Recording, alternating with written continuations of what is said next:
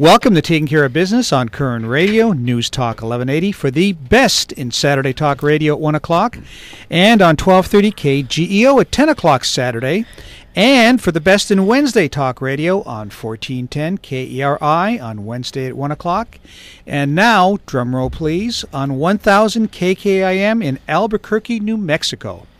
Your host is Clay Koerner, and I'm Marty Pay, and behind the big board is the producer's producer, Greg Held.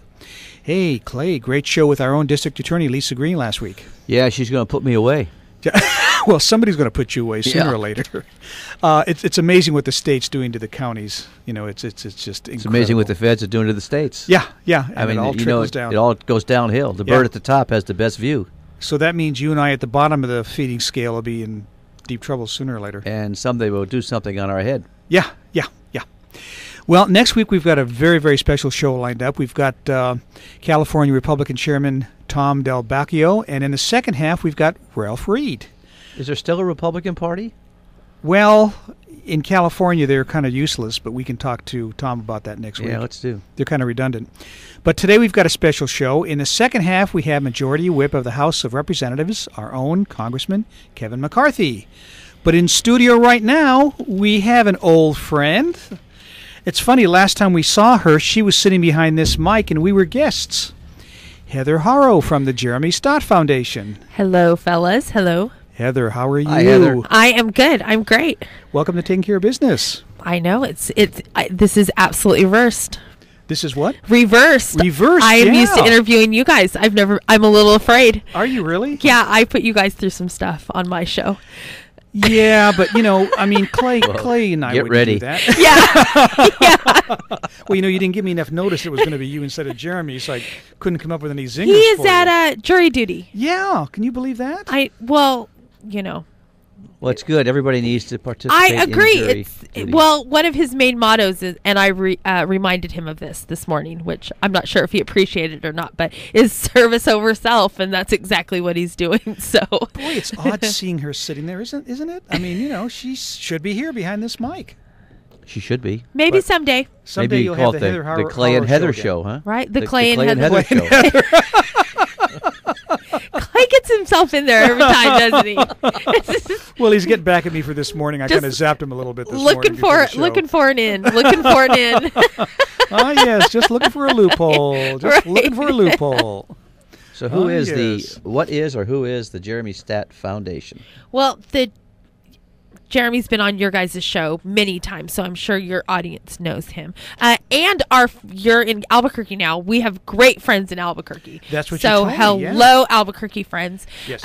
Jeremy is retired out of the NFL, joined the Marine Corps, did a tour in Iraq, came home and started a foundation. That's the short of it. If you want to know more about him, go to our website, thejeremystaatfoundation.org, and you can read his full bio. That's STAAT. That's Staat. right.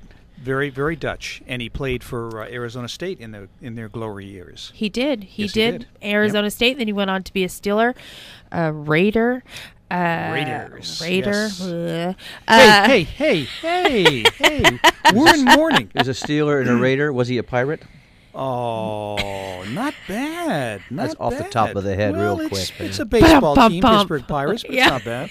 Here, 5 to 6 every day. Tip your waitress. You guys need a hot button for that. Just for those. Nah, we don't need any hot buttons. Not in this So place. I'm here today because we are super excited. We've got a bunch of stuff coming up in 2013. We are taking over Toys for Tots in our community. Yes. I'm excited about that. Service all of Kern County with the Toys for Tots, so everybody be prepared to see my pretty little face out there begging for toys. Well, I'll tell you what.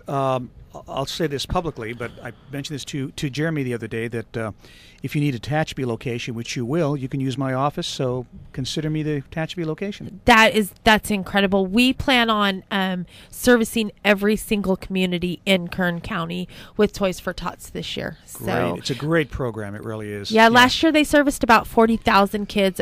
There was a total of about 11,000 applications that came in. Wow. Yeah. So applications meaning folks submitting their applications that they needed help. They had some kids that they needed help with, so it ended up being about 40,000 kids. Wow, fantastic. Yeah. Now, how many toys did we collect? I don't know. I don't remember the number of toys that they collected. I do know that each child receives a toy, a stocking stuffer, and 3 books.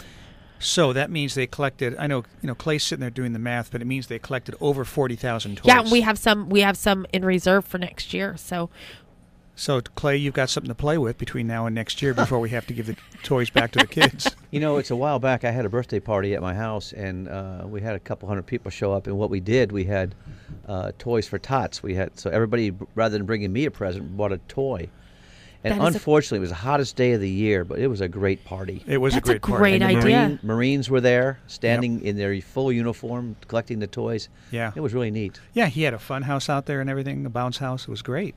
That's none of his friends could get in the bounce house because, at their age, it's not healthy for them. But you can't be breaking hips in a bounce house. No.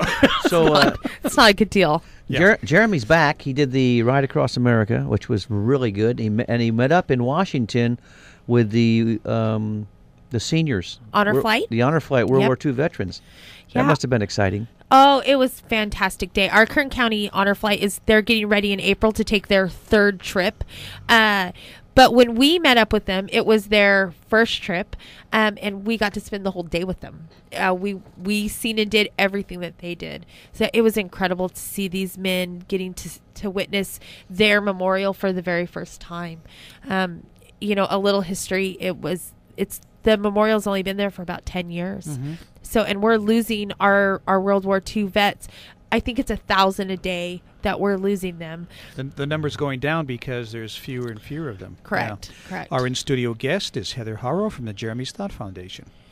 So you guys have a lot of stuff going on. You've got the Toys for Tots. You work with several different groups. Are you going to do another bike ride in the near future? Well, this year, Jeremy's hung up his bicycle shoes for the time being. We have a RAW team that is doing the race across the West, and they will leave in June and go from Oceanside to Colorado. Now, is he going to be a part of that? We will be support. I met with Jeremy the other day, and he mentioned something. I was going to ask him on the air, but he was talking about the fact that going across country, I guess he did 7,000 miles on the bike last year. Yes. And I'm a cyclist. To do 7,000 miles is phenomenal.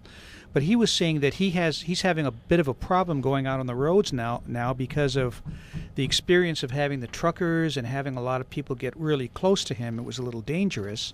So he's having a hard time going out on the roads. Yeah, the closer we got to back east, it was really hard for him. It was really stressful. It was really stressful on the whole crew.